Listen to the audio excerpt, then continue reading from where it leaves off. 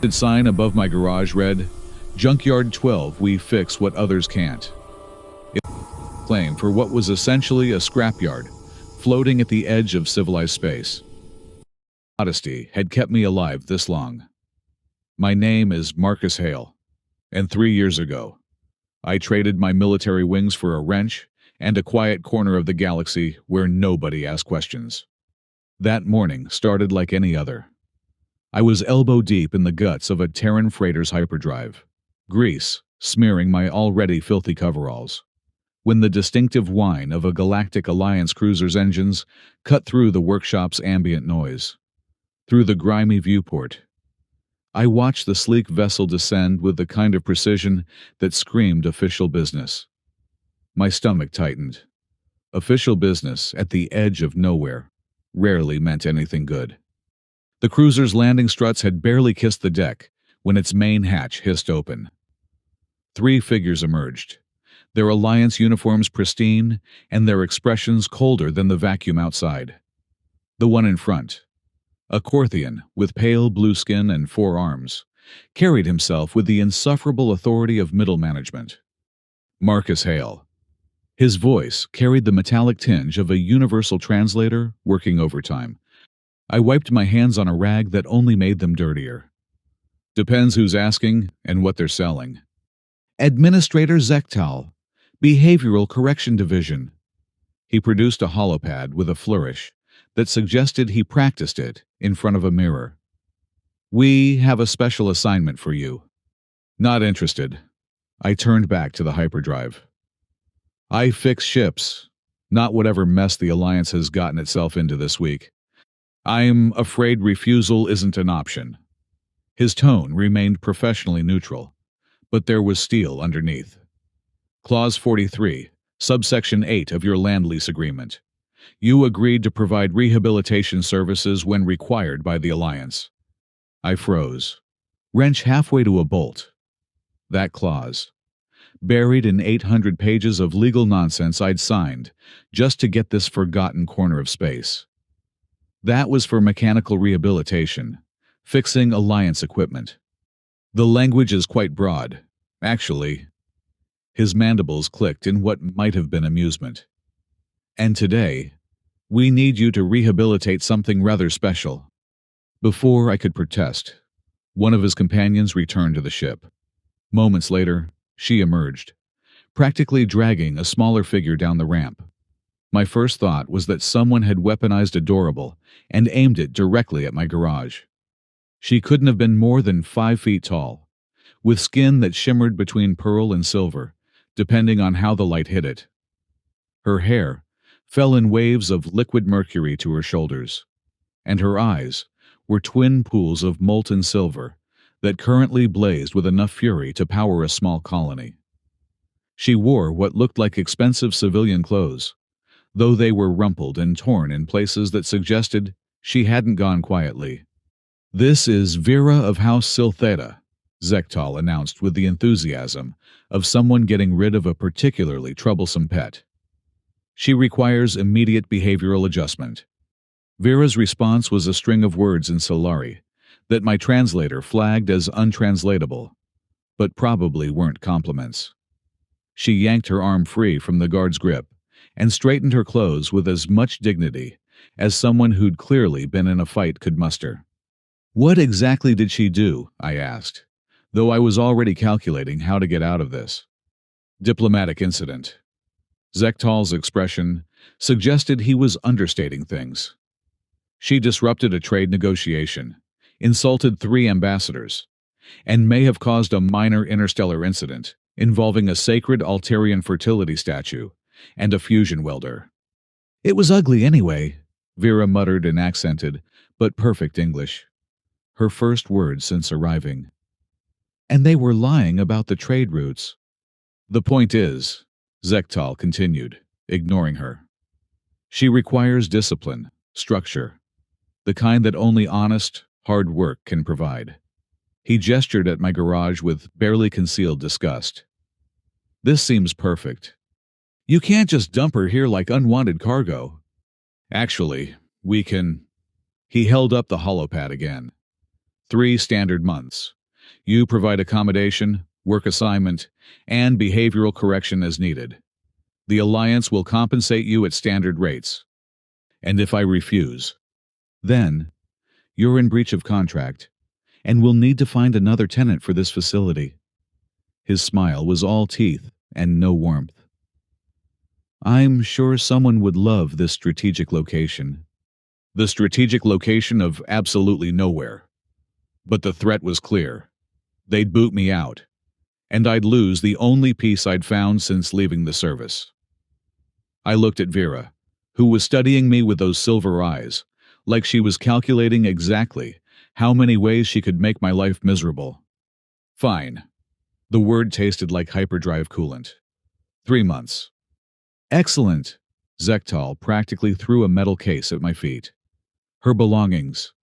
The inhibitor collar she's wearing will prevent her from leaving the station's proximity. Any attempt to remove it or escape will alert Alliance security. I hadn't even noticed the thin band of metal around her neck, designed to look like jewelry, but clearly anything but. You collared her like an animal. Standard procedure for flight risks. He was already backing toward his ship. Good luck, Mr. Hale. You'll need it. They left with the kind of haste that suggested they were afraid I'd change my mind, or Vera would do something else diplomatically catastrophic. The cruiser's engines hadn't even faded before Vera turned to me, arms crossed and chin raised defiantly. So, she said, each word dripping with disdain, you're my jailer. Apparently. I picked up the case, surprised by its weight. Look, I don't want this any more than you do. We'll figure out some arrangement where you stay out of my way. I stay out of yours. And in 3 months, we never have to see each other again. She laughed, but there was no humor in it. How wonderfully human. Avoid the problem and hope it goes away. As opposed to what starting interstellar incidents with fusion welders. At least I act when something's wrong. She stalked past me into the garage, her nose wrinkling at the smell of oil and ozone. This place is disgusting. This place is home. I followed her, noting how she moved with a dancer's grace despite her apparent anger. And for the next 3 months, it's yours too. So maybe try not to insult it every 5 seconds. She spun to face me, and for a moment, something else flickered behind the anger in her eyes. Fear, loneliness. It was gone before I could be sure. Where am I supposed to sleep in a toolbox? There's a spare quarters module attached to the workshop. It's basic but clean. I led her through the maze of half-disassembled ships and salvaged parts. Used to belong to my assistant before he decided piracy paid better. Charming company you keep, says the woman who caused a diplomatic incident with power tools. We reached the quarters, a small but functional space with a bed, desk, and basic amenities. Vera surveyed it with the expression of someone examining a crime scene. This is barely fit for a maintenance drone. Well, Your Highness, feel free to redecorate with whatever's in your case. I turned to leave, then paused. Dinner's at 7. We eat in the main workshop. Don't be late. Or what you'll collar me. She touched the band at her throat, and for the first time, her voice cracked slightly. I didn't put that on you, I said quietly. And I won't treat you like you're wearing it. But I need this place, and that means we're stuck together. So maybe we can try not to make each other miserable. She didn't respond, just turned away to open her case. I caught a glimpse of strange crystalline objects, something that looked like a miniature holographic projector, and what appeared to be a stuffed animal from a world I didn't recognize before she snapped it shut. The rest of the day passed in tense silence. I returned to my work, trying to focus on the hyperdrive, but finding my attention drawn to the occasional crash or curse from the quarters module. Whatever Vera was doing in there, it sounded like she was either redecorating or planning my murder. 7 o'clock came and went with no sign of her. I ate my reconstituted protein and synthetic vegetables alone, listening to the station's recyclers hum their endless song. At 8, I knocked on her door. Go away. You need to eat. I'd rather starve than eat whatever passes for food here. I sighed and left a tray outside her door. Pride was all well and good, but hunger had a way of winning eventually. The next morning, I found the tray empty and Vera in my workshop, systematically taking apart a customer's atmospheric processor. What are you doing? I managed to keep my voice level despite the urge to scream. Learning. She didn't look up from the components spread across the workbench like mechanical organs. Your primitive technology is fascinating in its inefficiency. That primitive technology belongs to a customer who's paying me to fix it, not have it dissected. I am improving it. She held up a component I didn't recognize. Your compression matrix was causing a feedback loop in the tertiary systems. I've recalibrated the flow dynamics. I snatched the part from her hand, ready to lecture her about touching customer property. When I realized she was right. The modification was brilliant, actually, solving a problem I'd been struggling with for days. How did you know how to do that? She shrugged, but I caught a hint of pride in her expression. Solari children learn atmospheric dynamics before we can walk. It's basic education. Well, your basic education just solved a problem that's been driving me crazy. I examined her work more closely. But next time, ask before you touch customer equipment. Next time, don't leave it lying around where anyone can improve it. Despite myself, I almost smiled. Fine, you want to help. You can assist with the reassembly, but you do it my way, following my instructions. Your way is slow and inefficient. My way keeps customers happy and pays for this place. You want to eat, you work. You want to work, you follow the rules. She studied me for a long moment, then nodded once. Fine, but when your way doesn't work, we try mine. That set the pattern for the next few days. Vera would find ways to be helpful while simultaneously being insufferable. She'd fix a problem I'd been working on for hours, then spend the next hour explaining why human engineering was fundamentally flawed. She'd reorganize my tool collection for optimal efficiency, leaving me unable to find anything, then act wounded when I complained. The worst part was that she was usually right. Her modifications worked. Her organizational system, once I understood it, was actually better. And her casual dismissal of problems that had stumped me for days was both humiliating and oddly impressive. A week into our forced cohabitation, I found her in the workshop at 3 a.m, surrounded by holographic displays showing star charts and trade routes. Can't sleep, I asked, settling onto a crate nearby. Solari need less rest than humans.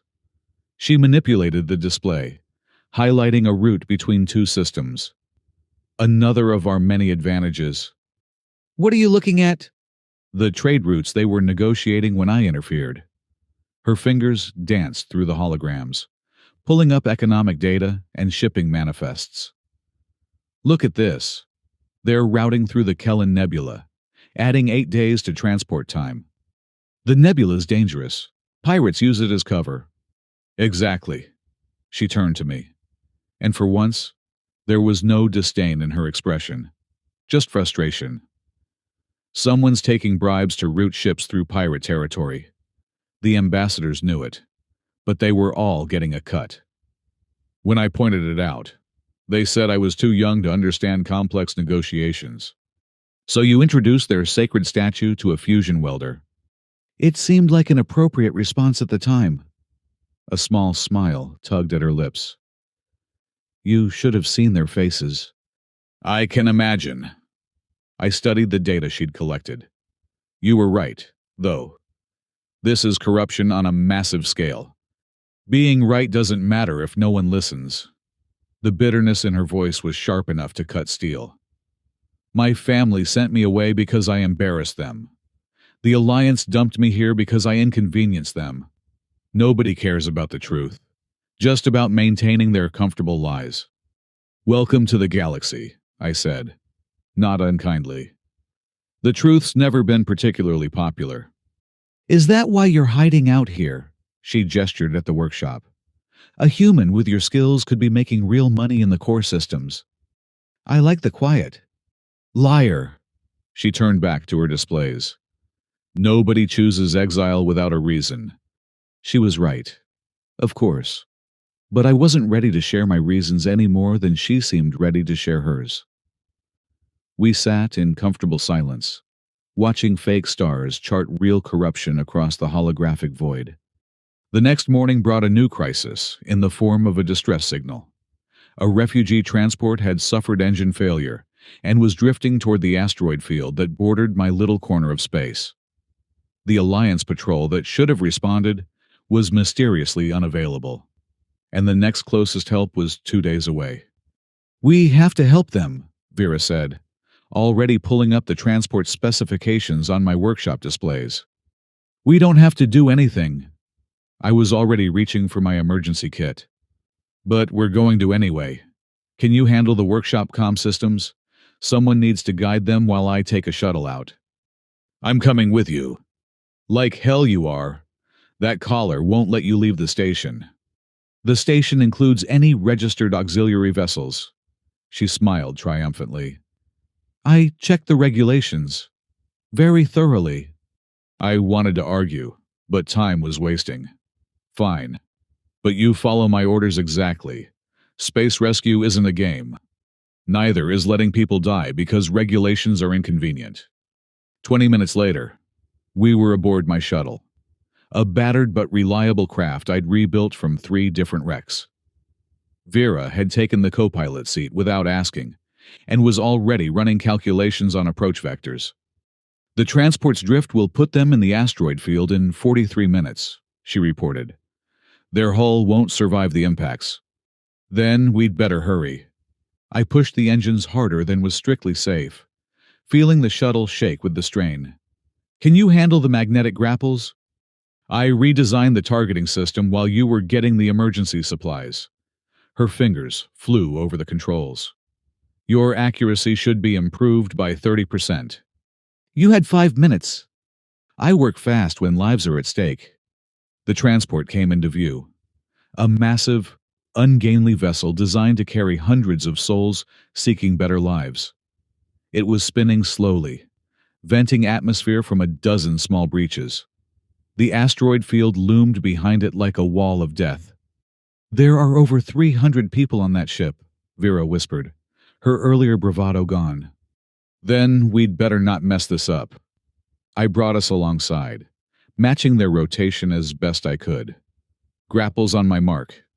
Vera's hands hovered over the controls, steady despite the situation. For someone who claimed to hate humans, she seemed pretty invested in saving a ship full of them. Mark! The grapples fired. Vera's modifications working perfectly. They locked onto the transport's hull with a solid thunk that vibrated through our shuttle. Now comes the hard part.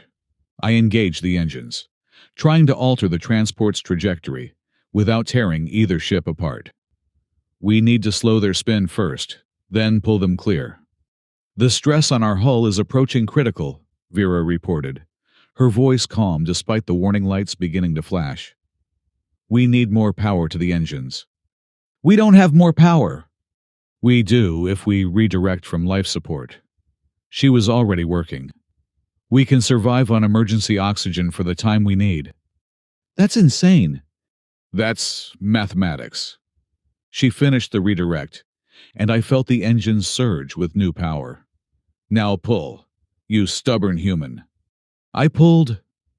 The shuttle screamed in protest, every bolt and weld straining against forces they were never designed to handle. The transport's spin began to slow, degree by agonizing degree. Through the viewport, I could see the asteroid field growing closer, individual rocks becoming visible.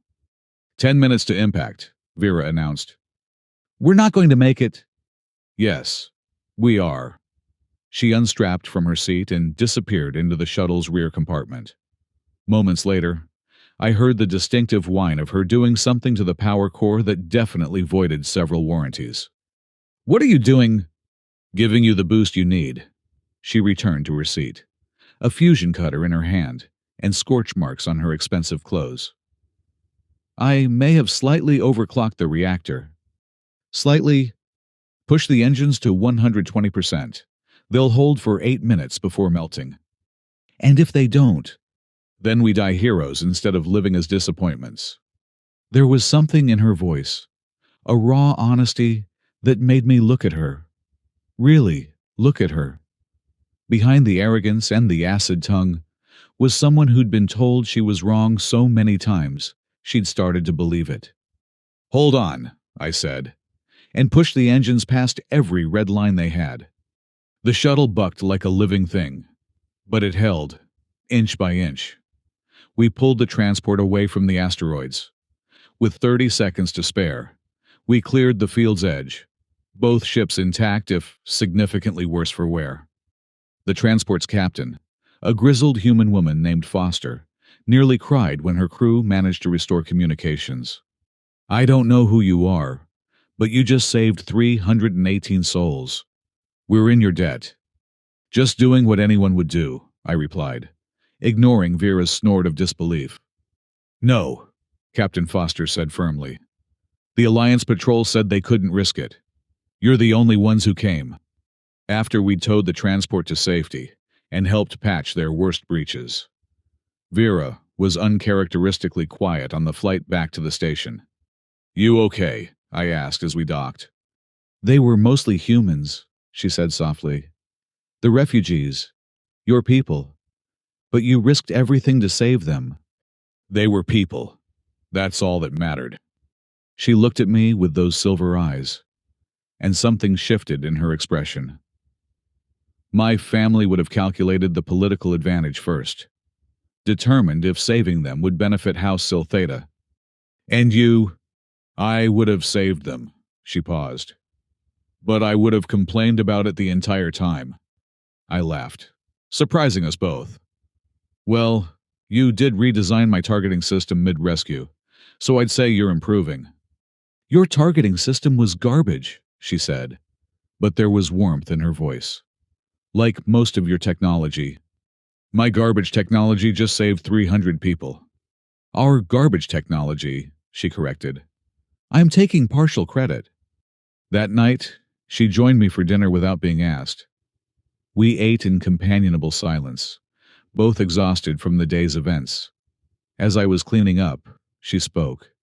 I've been thinking about the trade routes, the corruption I uncovered. We have enough evidence to expose it. The Alliance won't listen. You already tried that. The Alliance won't listen to a disgraced Solari noble. She met my eyes. But they might listen to a hero human mechanic who just saved a transport full of refugees. I'm no hero. No, she agreed. You're something better. You're someone who acts when it matters. Consequences be damned. She stood to leave, then paused. That's why they exiled you. Isn't it you did the right thing at the wrong time? I didn't answer, but she nodded as if I had 3 months, she said. That's how long we have to make them listen. You want to take on the entire Alliance bureaucracy from a junkyard at the edge of space. I want to make them regret dumping me here like unwanted cargo. Her smile was sharp and dangerous. Don't you want to know what it feels like to win for once? I thought about the transport, about Captain Foster's tears, about the 318 souls who'd lived to see another day because we'd acted when others wouldn't. What did you have in mind? Her smile widened. First, we're going to need to upgrade your communications array. Then, we're going to hack into the Alliance shipping database. After that, she shrugged, we improvise. That's your plan, improvise.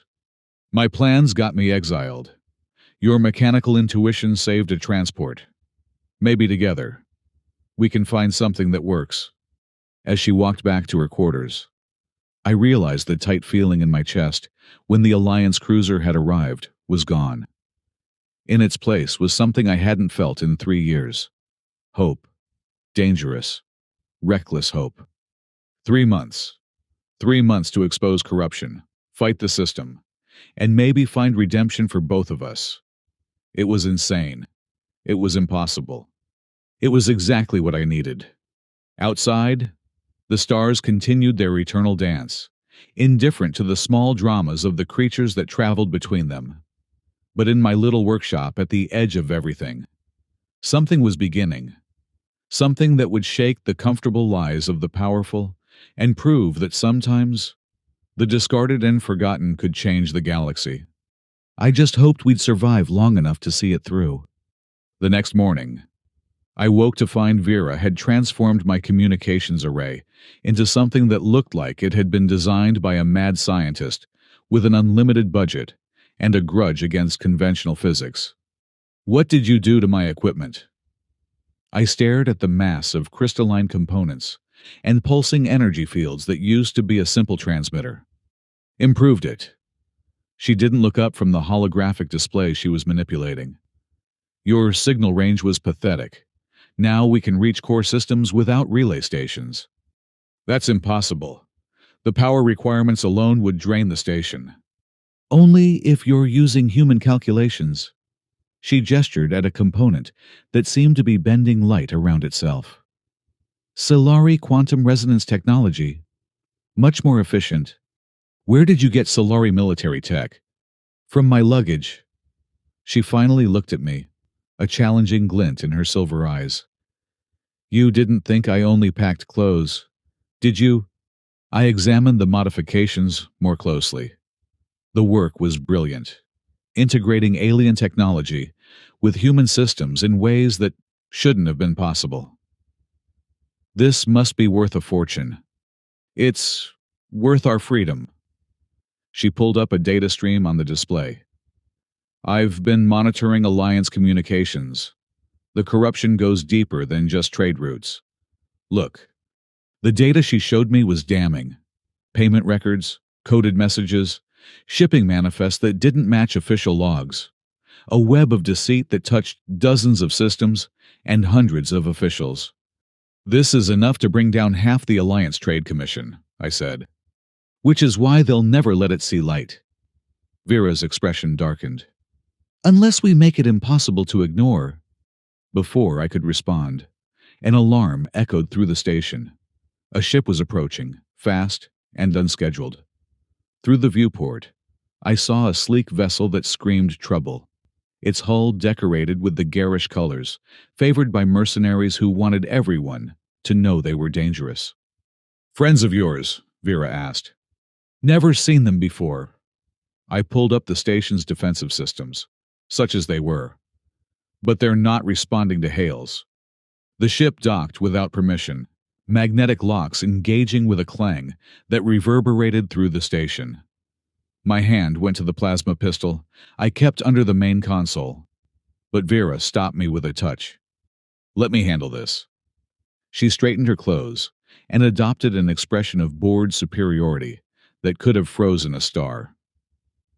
"I've dealt with their type before." 3 figures entered my workshop like they owned it.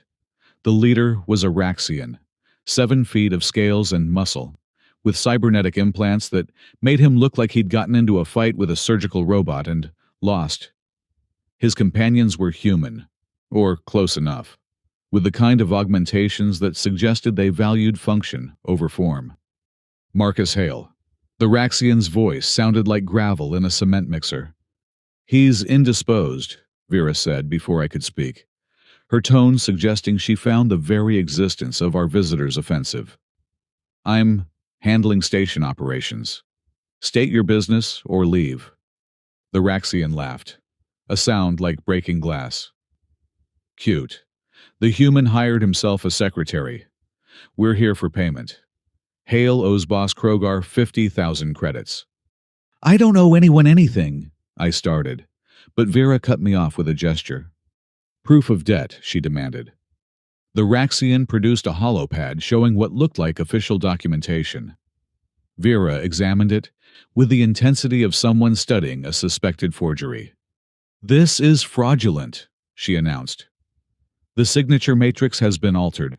The timestamp doesn't match Alliance records, and the contract references regulations that were amended 2 years ago. You're either very stupid or very optimistic. The temperature in the room seemed to drop. The Raxian's hand moved toward the weapon at his hip. Nobody calls Grax stupid. Then you're optimistic. Vera's smile could have cut diamond. Optimistic enough to think you can extort a veteran with a forged document. Optimistic enough to think the Alliance won't investigate why you're harassing the mechanic who just saved 300 refugees. Optimistic enough to think I won't have your ship impounded for illegal docking. You're bluffing. Am I? She pulled up a holographic display showing the mercenary ship. Your vessel's registration expired 6 months ago. You're carrying unshielded plasma weapons in violation of Safety Code 936. And that radiation leak from your engine core. That's a Class 3 environmental hazard.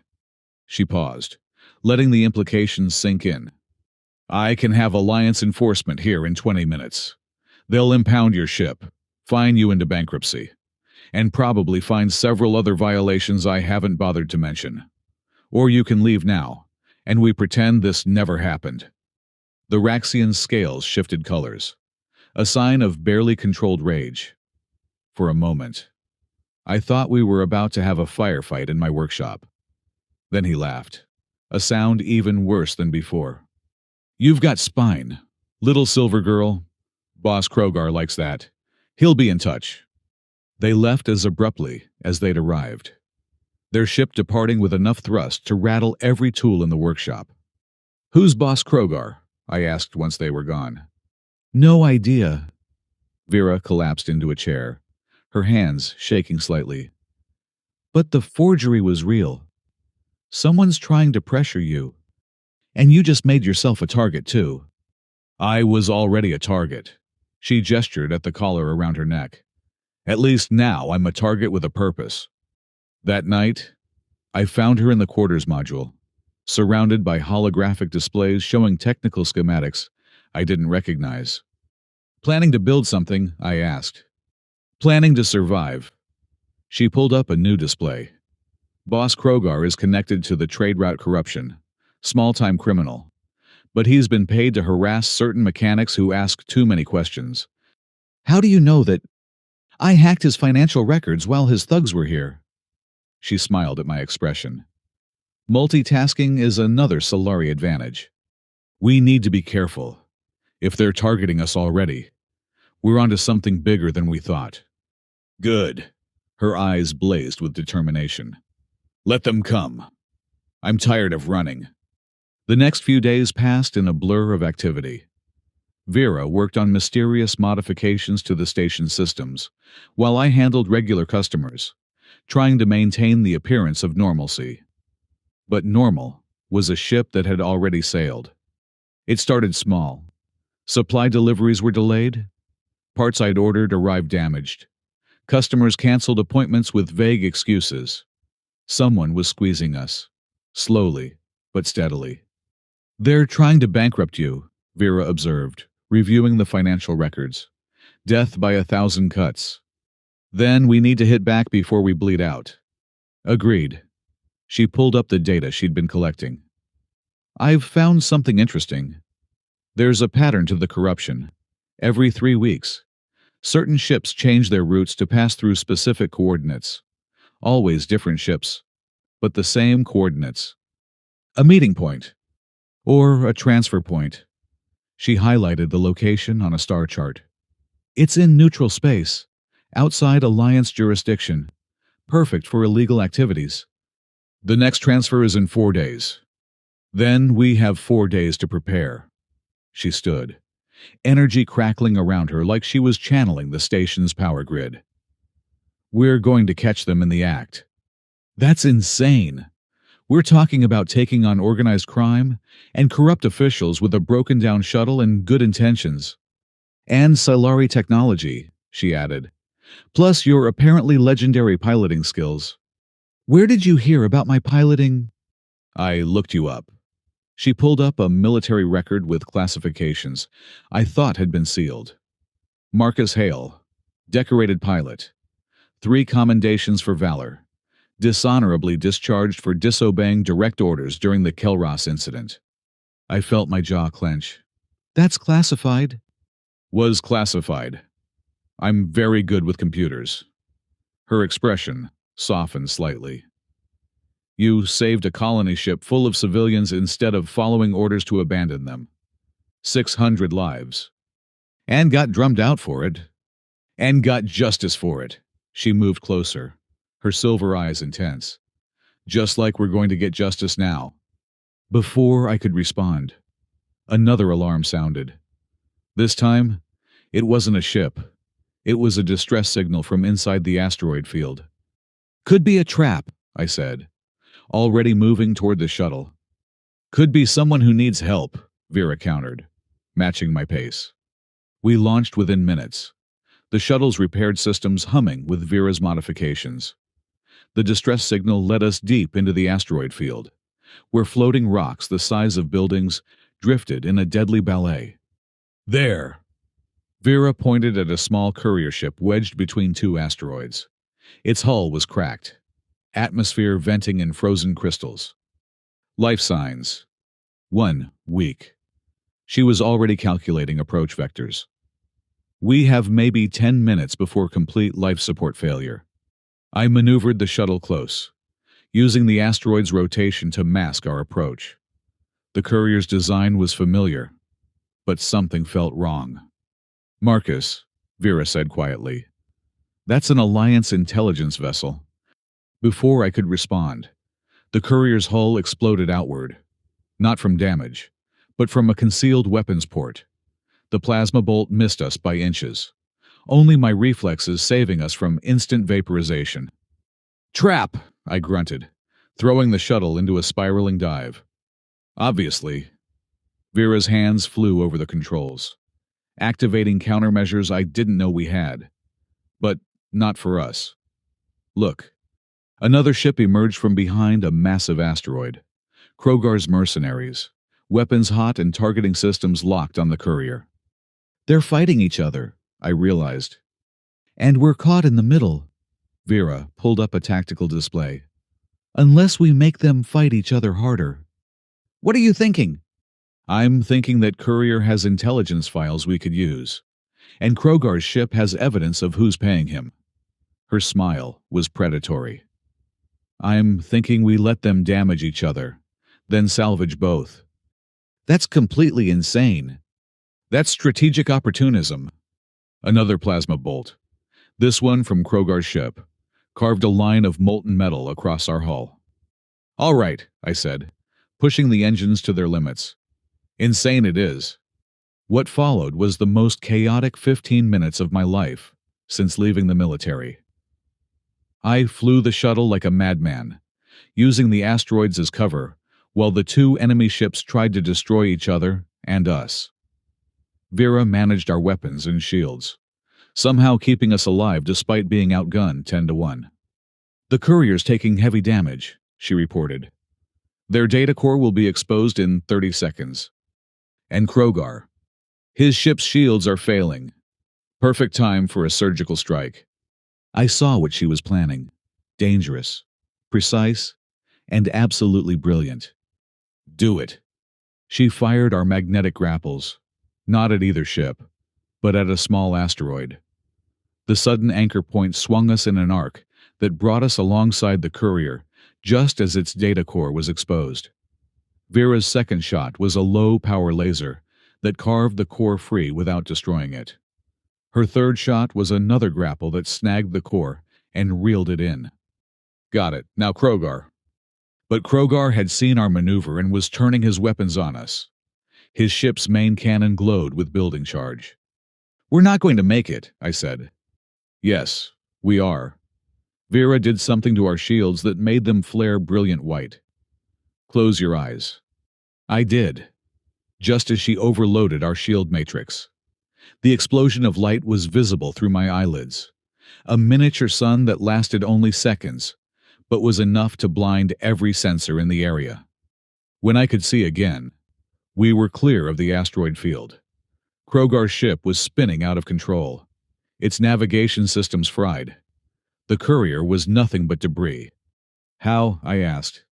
Solari shield technology includes a defensive burst option. very effective against targeting systems. She held up the data core. And very worth it. Back at the station, we cracked open the data core. What we found made the corruption we'd already uncovered look like pocket change. This goes all the way to the sector administrator, Vera breathed. They're not just skimming trade routes. They're selling shipping schedules to pirates, facilitating slave trading, even running weapons to separatist groups. This is enough to start a war. Or prevent one. She looked at me. If we release this, the Alliance will have to act. The public outcry alone would force their hand and paint a target on us the size of a solar system. We're already targets. She touched the collar at her throat. At least this way, we're targets with a voice. I thought about it. The safe play was to bury the data, serve out Vera's 3 months, and go back to my quiet life. But looking at her, seeing the fire in her eyes and the determination in her stance, I knew that safe play had never really been an option. We need more than just data, I said. We need witnesses, physical evidence, something they can't deny or bury. The transfer point, she said immediately. If we can document what happens there, catch them in the act, we'd need to get close without being detected. My shuttle's good, but it's not that good. No, she agreed, but with some modifications, it could be invisible. She pulled up schematics she'd been working on. A cloaking system that combined human stealth technology with Silari energy manipulation. It was theoretical, untested, and probably impossible. This would take weeks to build, I said. We have 4 days. Even if we could build it, the power requirements would drain our systems in minutes. Not with this. She produced another piece of Silari technology from her seemingly endless collection. A power cell, no bigger than my fist, that hummed with contained energy. Quantum battery. Enough power to run a small city for a year. Why do you have a quantum battery in your luggage? Why don't you? She countered. Now, are we doing this or not? 72 hours. That's how long we worked without real sleep, fueled by stimulants, determination, and an increasingly comfortable partnership. Vera's theoretical knowledge combined with my practical experience created something that shouldn't have existed. A shuttle that could ghost through space like a shadow. It's ugly, Vera observed, looking at our creation. It's functional. It's ugly and functional. The worst combination. But she was smiling. Just like this station. Just like us, I said without thinking. She looked at me. Something unreadable in her silver eyes. We're not ugly. Functional, then. Definitely functional. She turned back to the shuttle. And in 6 hours, we're going to be functionally invisible while we destroy some careers. The night before the mission, we sat in the workshop reviewing our plan. Everything was ready. The shuttle was modified, our recording equipment was prepared, and we'd even managed to send encrypted copies of our preliminary findings to journalists in 3 different systems as insurance. Are you scared? Vera asked suddenly. Terrified, I admitted. You... Exhilarated. She leaned back in her chair. For the first time in my life, I'm doing something that matters. Not for political gain or family honor, but because it's right. It might get us killed. Everything might get us killed. At least this would be a death with purpose. She paused. But I'd prefer to live and see their faces when they're arrested. That would be nice, I agreed. Marcus, she hesitated, then continued. After this is over, after my 3 months are up, what happens? I don't know, I said honestly. I suppose you go back to your life and I go back to mine. Right. She stood abruptly. I should get some rest. Big day tomorrow. As she walked away, I wanted to call her back, to say something about how these weeks had been the most alive I'd felt in years. But the words stuck in my throat, weighted down by the collar around her neck and the impossibility of our situation. Tomorrow, we would fly into danger together. We would risk everything to expose the truth. And if we survived, she would leave, and I would go back to my quiet life at the edge of space. Except I knew, watching her disappear into her quarters, that quiet was no longer what I wanted. The station felt less like a refuge and more like a prison. And the thought of going back to my solitary existence, after experiencing her brilliant, infuriating, intoxicating presence was almost unbearable. But that was tomorrow's problem. Tonight, we prepared for war. The modified shuttle sat in the docking bay, ugly and functional and perfect. Our evidence was backed up in a dozen locations. The coordinates were locked in. In 6 hours, we would either expose one of the largest corruption scandals in Alliance history or die trying. I ran my hand along the shuttle's hull, feeling the mix of human engineering and Solari innovation beneath my fingers.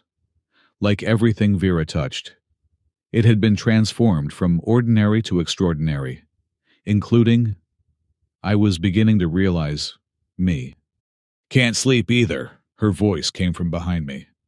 I turned to find her in casual clothes, her silver hair pulled back, looking younger and more vulnerable than I'd ever seen her. "Just checking the systems," I lied. "They're perfect. We checked them 6 times. She moved to stand beside me. "We're going to succeed. You know.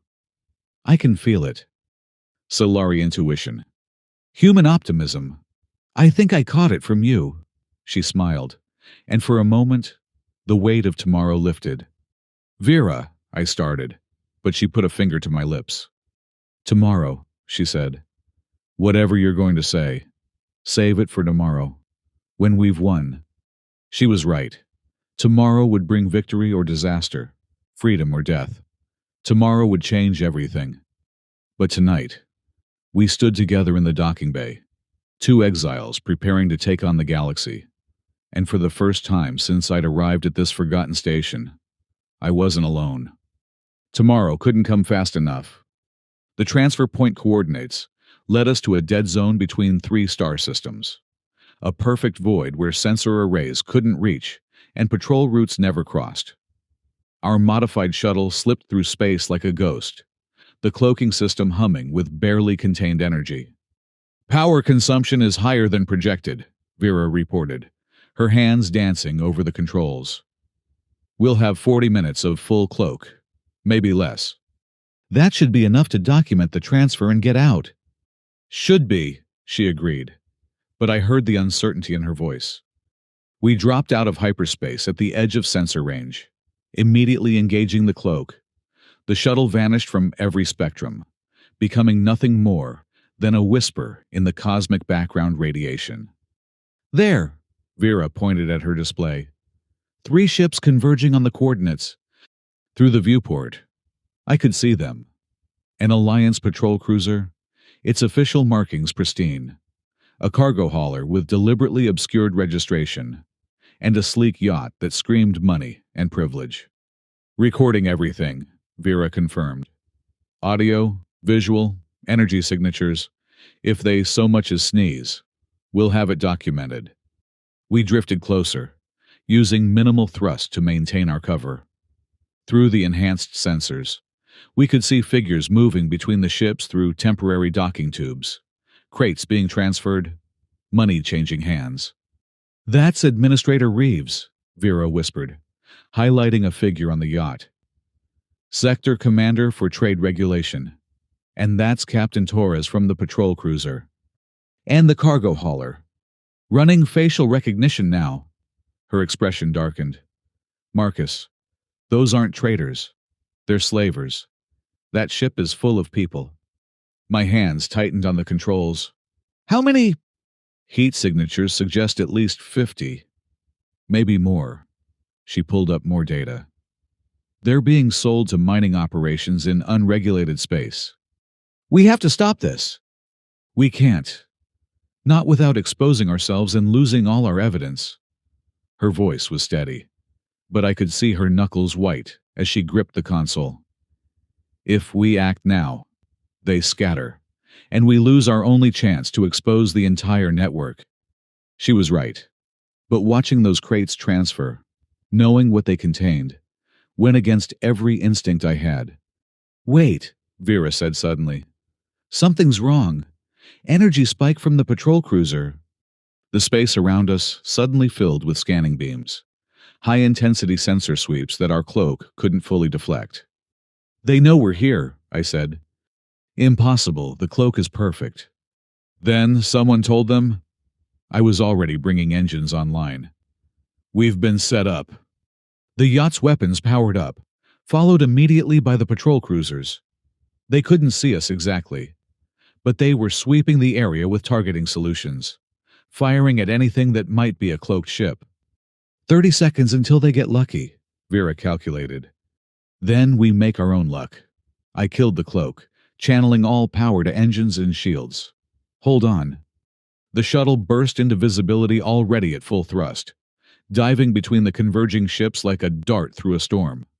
Plasma fire erupted around us, but I was already rolling, using every trick I'd learned in the military, and a few I'd invented since. They're jamming our transmissions, Vera reported. We can't send the evidence. Then we run. Get back to the station and upload from there. They'll follow us. Let them try. But even as I pushed the shuttle beyond its limits, I knew we were in trouble. The patrol cruiser was faster. The yacht had better weapons. And we were one small shuttle with nowhere to hide. Marcus, Vera said quietly, I'm sorry. For what? For this. She pulled out a small device I didn't recognize and pressed it against the collar around her neck. The metal band flared with energy, then fell away in pieces. How did you? I've been able to remove it for weeks. But it has a tracking beacon. The moment it came off, every Alliance ship in 3 sectors was alerted. She met my eyes, including the ones that aren't corrupt. You're calling in the cavalry.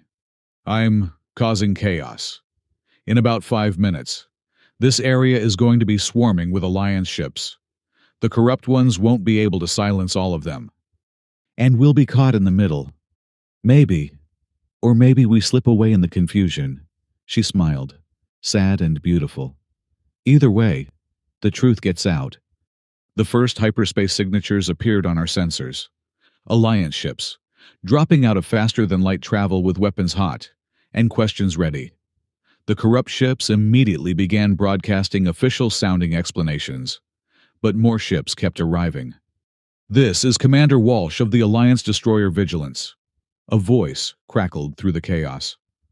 All vessels, stand down immediately. We're responding to a priority fugitive alert. That would be me, Vera said. All vessels, be advised. Walsh continued. We're also investigating reports of illegal slave trading in this sector. Any ship attempting to leave will be considered hostile. The cargo hauler made a run for it.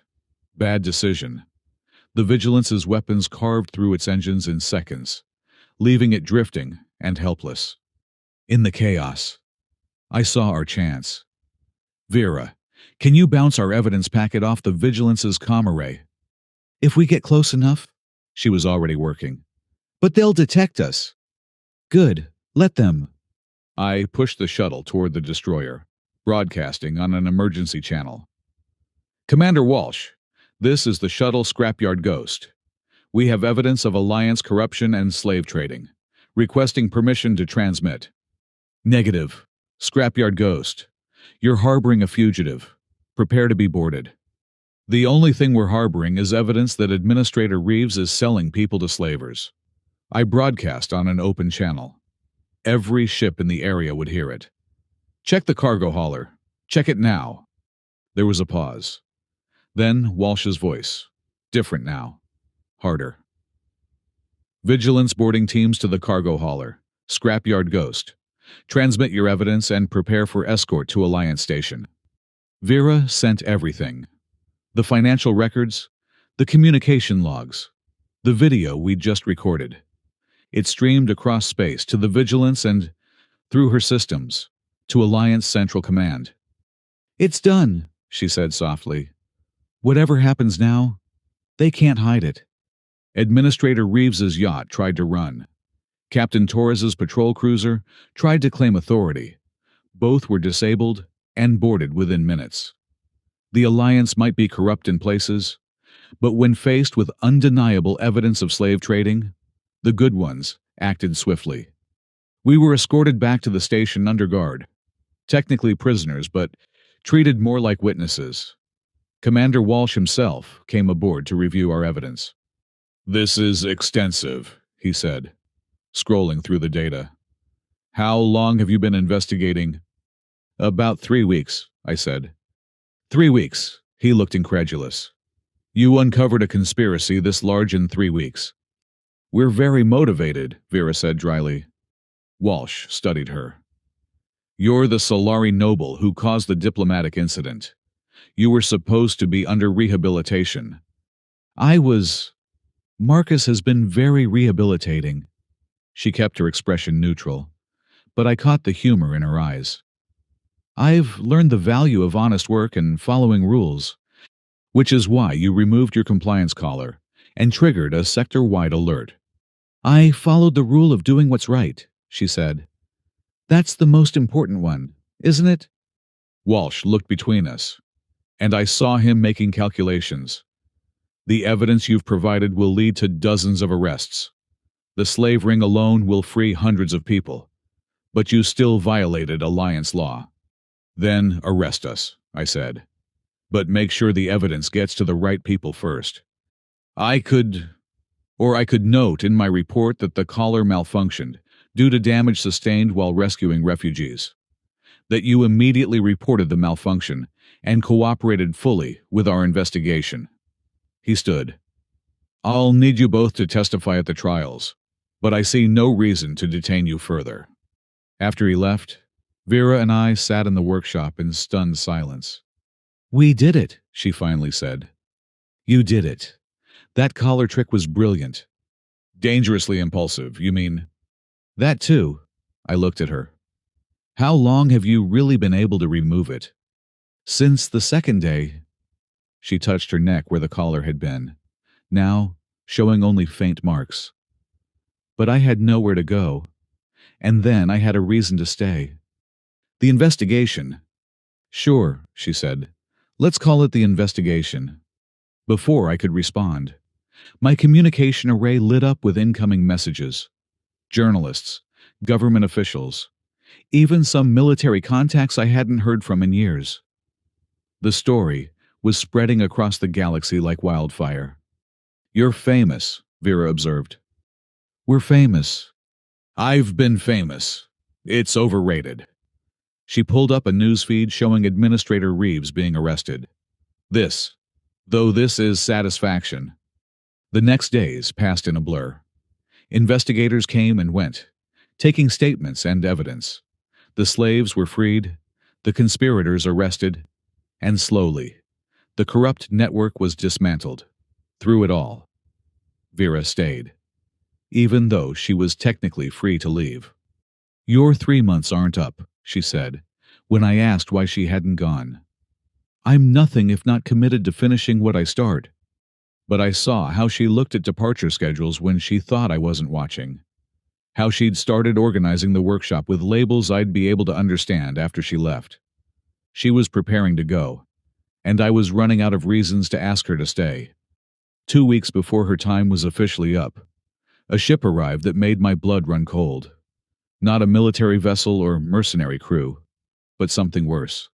A Solari diplomatic cruiser, all elegant lines and subtle menace. 3 Solari emerged, their silver skin gleaming in the station's harsh lights. The one in front was clearly nobility, carrying herself with the kind of authority that came from centuries of bloodline. "Vera," she said, and that single word carried disappointment, frustration, and a hint of relief. "Mother," Vera replied, her voice carefully neutral. "Mother." I looked between them, seeing the resemblance now. The same elegant features, the same silver eyes, though the elders were harder, calculating. "You've caused quite a stir," her mother said, "exposing Alliance corruption, freeing slaves, making allies and enemies in equal measure. I did what was right. You did what was dramatic. As always. She turned to me. And you must be the human who corrupted my daughter. I prefer to think of it as collaborative corruption, I said. She studied me with those silver eyes, and I felt like she was dissecting my entire existence. Marcus Hale, decorated pilot, disgraced soldier, now a hero mechanic. You have an interesting relationship with authority. Authority and I agree to disagree. Indeed. She turned back to Vera. The family has negotiated with the Alliance. Your actions, while unorthodox, have brought honor to House Sibtain. The trade agreements you exposed as corrupt have been renegotiated in our favor. You're to return immediately. No. The word hung in the air like a challenge. No. Her mother's voice could have frozen plasma. You have obligations. Vera, a position to maintain, a marriage contract to honor. I formally renounce all claim to House Sibtain, Vera said, her voice steady despite the magnitude of what she was saying. I forfeit my titles, my inheritance, and my obligations. You would choose exile poverty for what this human and his junkyard. I choose freedom, Vera said. I choose making a difference instead of maintaining status. I choose, she glanced at me, then back at her mother. I choose my own path. You're making a mistake. Maybe, but it's my mistake to make. Her mother stood silent for a long moment. Then, unexpectedly, she smiled. Just slightly, but it transformed her face. You always were too much like your grandmother. She renounced her titles too. You know. Ran off with a terraforming engineer. She pulled out a small device, placing it on the workbench. Your personal accounts. I've transferred your education fund. It's not a fortune, but it should help with your choice. Mother, I don't... It's not family money. It's yours. You earned it by exposing corruption that would have eventually damaged House Sibtain. She moved toward the door, then paused. The marriage contract has been dissolved. Apparently, your intended was arrested for involvement in the slave trade. Quite embarrassing for his family. How convenient, Vera said dryly. Yes, isn't it? Her mother met my eyes. Take care of her, Mr. Hale. She's more fragile than she appears. I'm standing right here, Vera protested. And she's prone to dramatic gestures when she feels strongly about something. Still here. Her mother smiled again. A real smile this time. Be happy, my dear. Even if it's not the happiness I imagined for you. She left without looking back, the diplomatic cruiser departing with considerably less drama than it had arrived. Vera stood staring at the device her mother had left, not touching it. You just gave up everything, I said quietly. No, she said. I just chose everything that matters. She turned to me. Unless you're planning to kick me out when my 3 months are up. Vera, because I've been thinking, this station could use upgrading. Proper equipment, better defenses, maybe even expand into actual ship modification instead of just repairs. I have ideas. Many ideas. Probably too many ideas. Vera. And we work well together. The investigation proved that. We could be partners. Business partners. I mean, obviously, split everything 50-50. Vera. She stopped talking, looking at me with those silver eyes that had gone from hostile to hopeful over the past months. You talk too much, I said, and kissed her. She went still for a moment, then melted against me, her hands tangling in my hair. When we finally broke apart, she was smiling. That's not a business partnership, she pointed out. No, it's not. Good. Because I had a terrible business plan anyway. She kissed me again, quick and light. But I have an excellent life plan. Does it involve staying? It involves upgrading your terrible shower, fixing the heating in the quarters module, and possibly getting a pet. Do you like cats? I've never had a cat. Perfect. New experiences for both of us. She picked up the device her mother had left.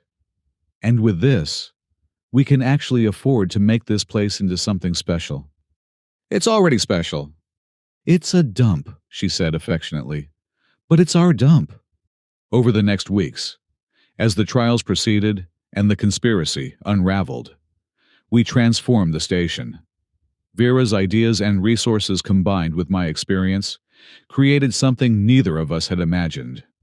A repair station that became a hub for honest traders, avoiding the corruption of the core systems. A place where refugees could find help without questions. A home for two exiles who'd found something worth fighting for in each other. The day her official 3 months ended, I found her in the workshop, installing a new diagnostic system she'd designed. "You know you're free to go, right?"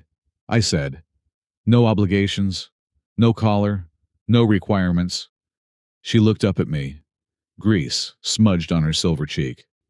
Wearing my old coveralls that were too big for her, surrounded by the chaos of our half-finished projects. "Marcus Hale," she said formally.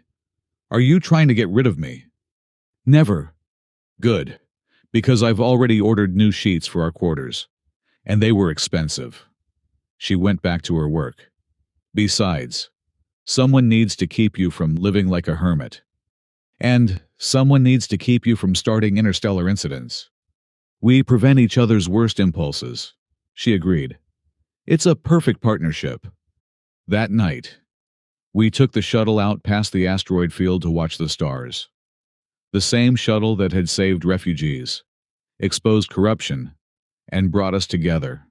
Still ugly, still functional, still perfect. "I want to show you something," I said, bringing up the navigation display. "These are the coordinates for the most beautiful nebula in 3 sectors. It's a 2-day journey, completely off the trade routes. I've been saving it for a special occasion." "What's the occasion?" "Your freedom. Your choice to stay. Us." I looked at her. "I promised you a ride you'd never forget." She smiled. That brilliant, challenging smile that had gone from infuriating to essential. "Then let's go. But I'm driving half the time. Your piloting is too conservative." "My piloting is safe." "Safe is boring." She engaged the hyperdrive. "And we're done with boring." As the stars streaked past and the shuttle jumped to light speed, I thought about how much had changed. 3 months ago, the Alliance had dumped an unwanted problem at my garage. A punishment for her. An obligation for me. Now, she was my partner, my equal, my future. And I was taking her on that ride I'd promised. Not as an ending, but as a beginning. The first of many adventures we'd share in our corner of space. 2 exiles who'd found home in each other. "Marcus," she said as the hyperdrive hummed around us. "Yeah." "Thank you. For seeing past the attitude and the anger. For giving me a chance to be more than what they said I was." "Thank you for being impossible," I said. "For breaking into my life and refusing to leave." "I'm very good at breaking things," she agreed. "But some things are better broken. Like corrupt trade networks. And lonely mechanics' hearts." "Who says my heart was lonely?" She just looked at me, one eyebrow raised in that expression that said she knew me better than I knew myself. "Fine," I admitted. "It was a little lonely." "It was pathetically lonely. But don't worry." She laced her fingers through mine. "I'm here now, and I'm not going anywhere." "Promise." "I promise to be your cute trouble for as long as you'll have me." "Forever then." "Forever," she agreed. "Now, about this nebula. How fast can this ugly shuttle really go?" "Want to find out?" Her grin was answer enough. We pushed the shuttle to its limits and beyond, racing toward a nebula that painted space in impossible colors. Behind us lay conspiracy and corruption. Ahead lay infinite possibility. And in that moment, in our ugly, functional, perfect shuttle, we were exactly where we belonged, together, free, and ready for whatever the galaxy threw at us next. The stars welcomed us home. The nebula was everything I'd promised and more. Clouds of stellar gas painted in impossible shades of violet and gold, shot through with veins of electric blue, where newborn stars ignited. Vera pressed her face against the viewport, like a child seeing snow for the first time. "It's beautiful," she breathed. "Wait until you see the center. There's a binary star system that creates these light patterns." "Marcus," she interrupted, her voice strange. "We're not alone." On the scanner, 3 ships materialized from behind a dense gas cloud. Not Alliance vessels or random traders. These were predators, sleek and dangerous, with weapon signatures that made my military instincts scream. "Pirates?" Vera asked. "Worse. Bounty hunters." I recognized the lead ship's configuration. "Remember Boss Krogar? Looks like he held a grudge." "Can we outrun them?" "In this shuttle, not a chance." I was already plotting escape routes through the nebula. "But we can outsmart them." The lead ship opened a channel. "Marcus Hale, you cost me a fortune and my reputation. Time to pay up." "Sorry, Krogar. I'm a little short on credits. Can I offer you some second-hand engine parts instead?" His laugh was humorless. "You're worth more dead than alive now, both of you. Amazing what people will pay to silence witnesses. The trials are over. Our testimony is already on record. But you're still gathering evidence, still poking around where you shouldn't." His voice turned oily. "Some very important people would sleep better knowing your cosmic dust." Vera was already working on something at her console.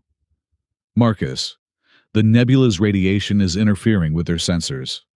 If we go deeper, we'd be flying blind too." "Not necessarily." She pulled up her modifications to our sensor array. "Silari technology handles radiation differently. We'd have maybe 60% visibility." "And them?" 10% if they're lucky.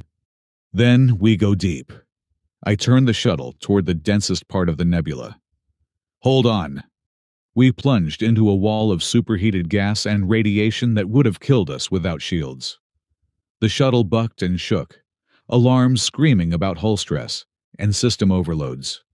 Behind us, the bounty hunters followed, firing blindly into the cosmic soup. "Left, now," Vera called out, reading sensors I couldn't interpret. I banked hard, just as a massive plasma bolt seared through where we'd been.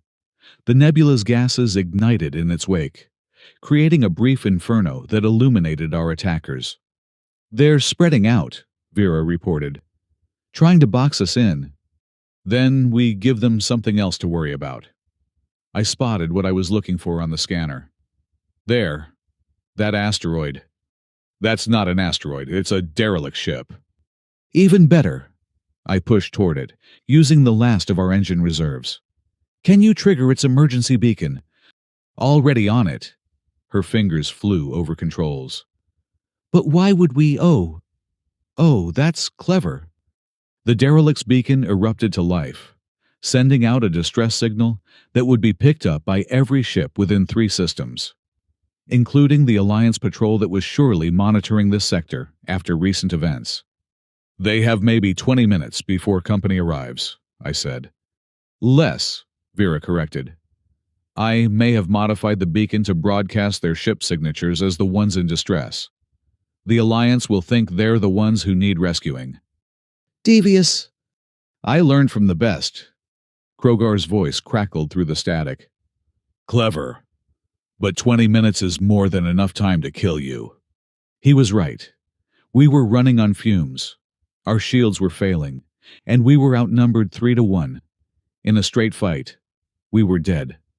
"Vera," I said quietly, "I need you to trust me." "Always. When I tell you, kill everything. Engines, shields, life support. Everything except the emergency beacon." She looked at me, understanding dawning in her silver eyes. Playing dead. Playing bait. The next few minutes were the longest of my life. We let them chase us deeper into the nebula. Let them think they were winning. Their shots came closer, our evasions more desperate. Then, as we passed between two massive gas clouds, I gave the signal. Now, Vera killed our systems. The shuttle went dark, tumbling through space like debris. To anyone watching, it would look like a direct hit had taken us out. "They're scanning," she whispered, emergency lighting casting her face in red shadows. "Let them." The seconds crawled by. Then Krogar's ship moved closer, coming to confirm the kill. Just as I'd hoped. "Wait for it," I breathed. They were 10 meters away when I grabbed the manual controls for our one remaining weapon. Not a ship's weapon, but a mining charge Vera had been experimenting with. I fired it point blank into their shields. The explosion was beautiful in its violence. Krogar's shields collapsed, his ship spinning away, trailing atmosphere and curses. Vera brought our systems back online just as the other two bounty hunters realized they'd been played. "Now we run," I said. But we didn't need to. The nebula lit up with hyperspace exits as Alliance ships arrived in force. Commander Walsh's voice cut through the chaos. "All vessels, this is the Alliance destroyer Vigilance. Stand down immediately." The remaining bounty hunters tried to flee. They made it about 30 seconds before tractor beams locked them in place. "Scrapyard Ghost," Walsh called. "Are you damaged?" "Nothing we can't fix," I replied. "Thanks for the quick response."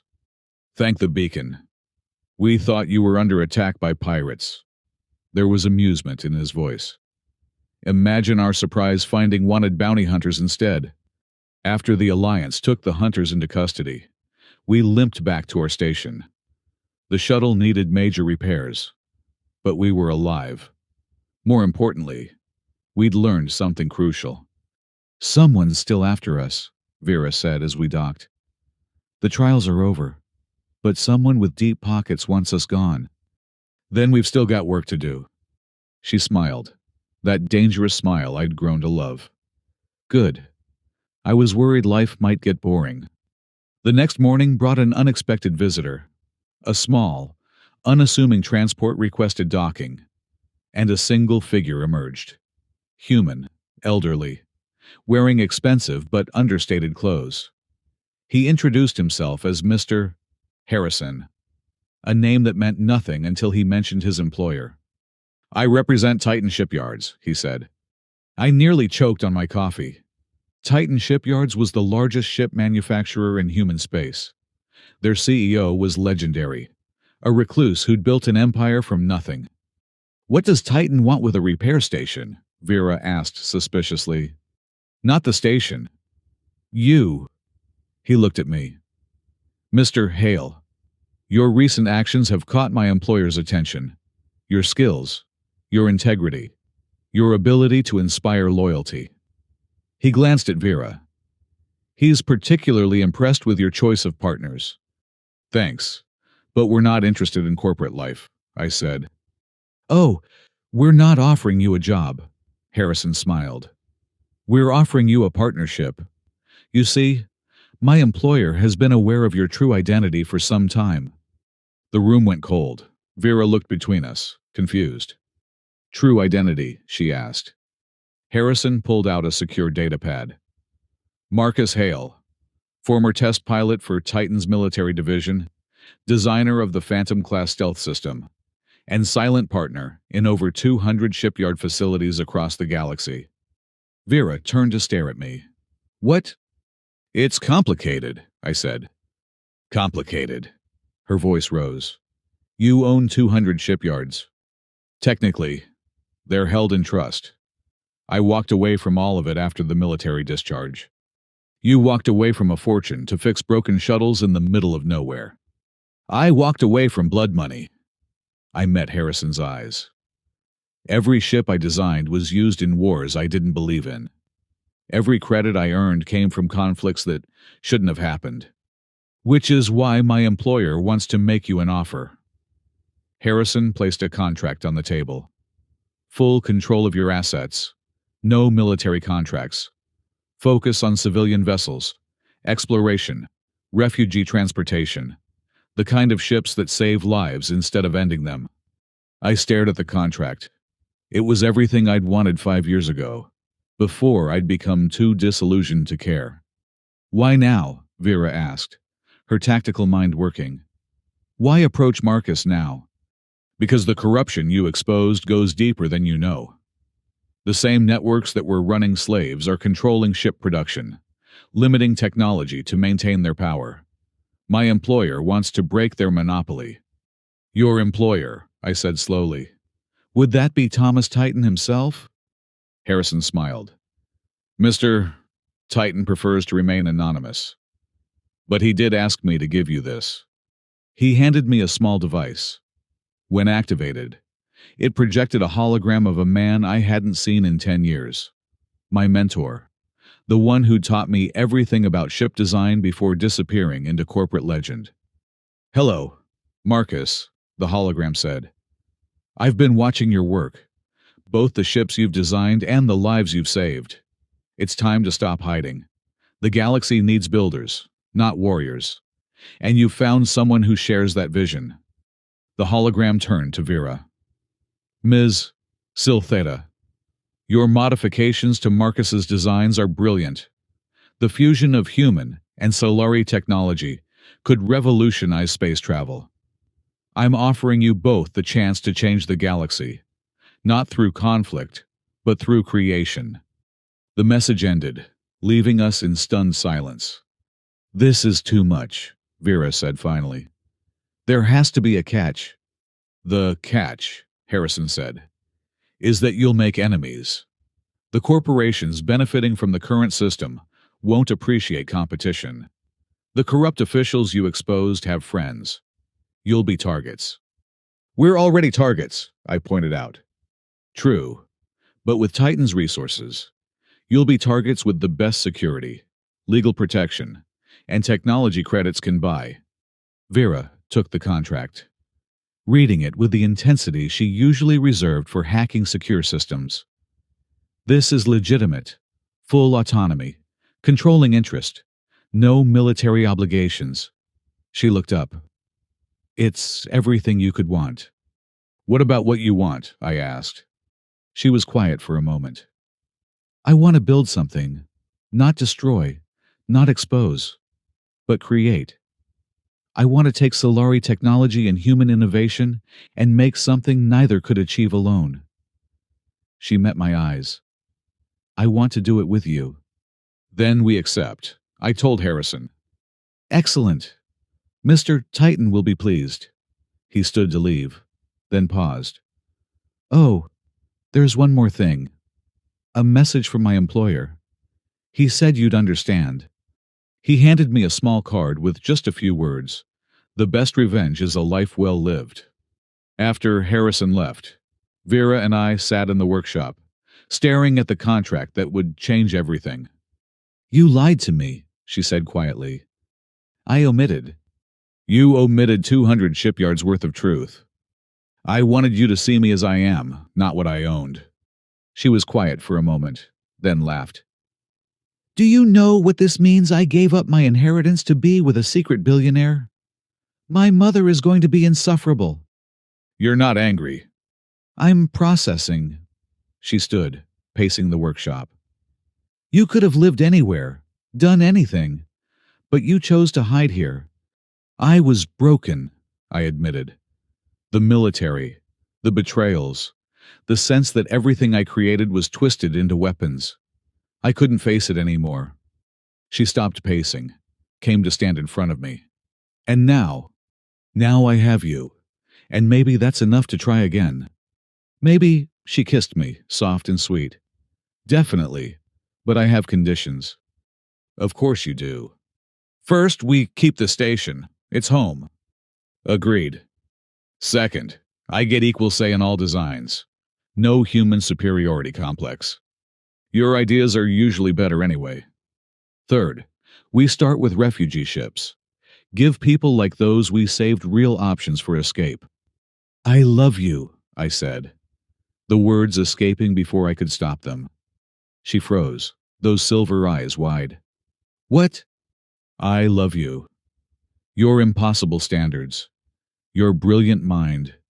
Your refusal to accept anything less than justice. I love that you could have gone anywhere after the collar came off but chose to stay. I love you too, she said quietly. You stubborn, secretive, ridiculously noble human. I love that you see me as more than a problem to be solved or a noble to be appeased. So we do this together. Together. The next months were a whirlwind. We kept the station as our base, but it transformed from a simple repair shop to a design hub. Ships arrived daily, not for repairs but for revolutionary upgrades. The fusion of human and Solari technology created vessels faster, stronger, and more efficient than anything before. We hired staff, both human and alien, creating a team that reflected our vision of cooperation. The old workshop became a prototype facility where impossible ideas became reality. And through it all, Vera and I worked side by side, arguing about design specifications during the day and watching stars at night. 6 months after accepting Titan's offer, we unveiled our first complete design, a rescue vessel capable of evacuating entire colonies, with shields that could withstand stellar radiation and engines that could outrun military interceptors. We called it the Phoenix class for rising from ashes. The launch was held at our station, transformed for the occasion into something almost respectable. Representatives from dozens of worlds attended, including some surprising faces. Commander Walsh was there, now Admiral Walsh, shaking my hand with genuine warmth. You've done good, Hale. Captain Foster of the refugee transport we'd saved brought her entire crew. We wanted to see the ship that will save others, like you saved us. Even Vera's mother attended, arriving in subdued elegance rather than dramatic entrance. I see you've done well for yourself, she told Vera. We've done well, Vera corrected, taking my hand. Her mother studied us, then smiled. Your grandmother would be proud. She always said the best partnerships were built on shared rebellion. But the most unexpected guest arrived last. Thomas Titan himself, emerging from a standard shuttle with no fanfare. He was older than I remembered. Gray, where there had been brown. Lines where there had been smooth skin. But his eyes were the same, sharp and kind. Marcus, he said simply. It's good to see you building again. Tom. We embraced, 10 years of distance dissolving. Thank you. For waiting. For believing. Thank Vera. He turned to her with a smile. Your modifications to his designs are what convinced me it was time. You bring out the best in each other. As the Phoenix launched, rising from our station with grace that defied its size, I felt something settle in my chest. Not peace exactly, but purpose. No regrets, Vera asked, standing beside me as we watched our creation disappear into hyperspace for its first rescue mission. None, you. One. She turned to face me. I should have broken into your workshop sooner. The crowd laughed and celebrated around us.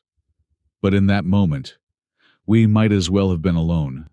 Two exiles who'd found home in each other, building a future from the wreckage of our pasts. Later that night, after the guests had gone and the station was quiet, we sat in the workshop where it all began. The space that had once held broken shuttles now contained holographic designs for ships that would change the galaxy. We've come a long way from you calling me cute trouble, Vera mused. You're still trouble, just on a larger scale now. And you're still a hermit, just with better company. The best company. Oh, alert chimed on our system. Another crisis. Another call for help. A colony ship was stranded in hostile space, their distress beacon barely reaching civilized systems. Want to take the Ghost for one more rescue? I asked. Is that even a question?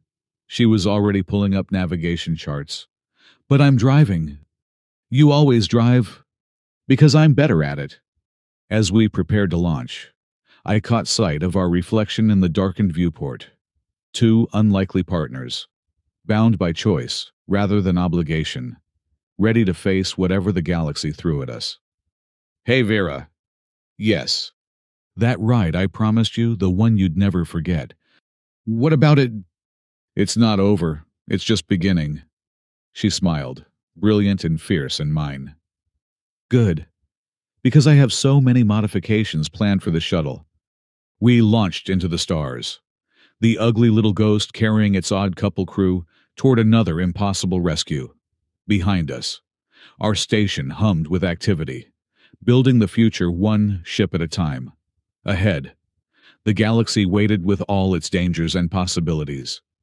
But in that moment, flying through space with Vera beside me, her hand in mine as she definitely exceeded safe velocity limits, I knew we'd found something worth more than all the shipyards in the galaxy. We'd found each other, and that was the beginning of everything.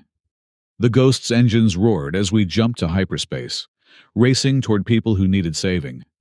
It wasn't the ending to our story. It was the promise of countless adventures to come. Two rebels against a corrupt system. Two builders in a galaxy that needed hope. Two hearts that had found their match in the most unlikely circumstances. Marcus Vera said as stars streaked past. Yeah. Next time someone dumps their problems at your garage, maybe check their luggage first. Why, the last unwanted problem worked out pretty well. True, but I'd prefer to remain your only cute trouble. Deal, but you have to stop reorganizing my tools. Never. And in the vast emptiness of space, racing toward another chance to make a difference, I couldn't imagine wanting to be anywhere else. The galaxy's best-kept secret wasn't my hidden fortune or Vera's brilliant mind. It was that sometimes the best things in life come disguised as punishment, wrapped in silver skin and attitude, carrying suspicious luggage and a talent for chaos. Sometimes salvation looks like trouble, and sometimes, if you're very lucky, that trouble chooses to stay forever.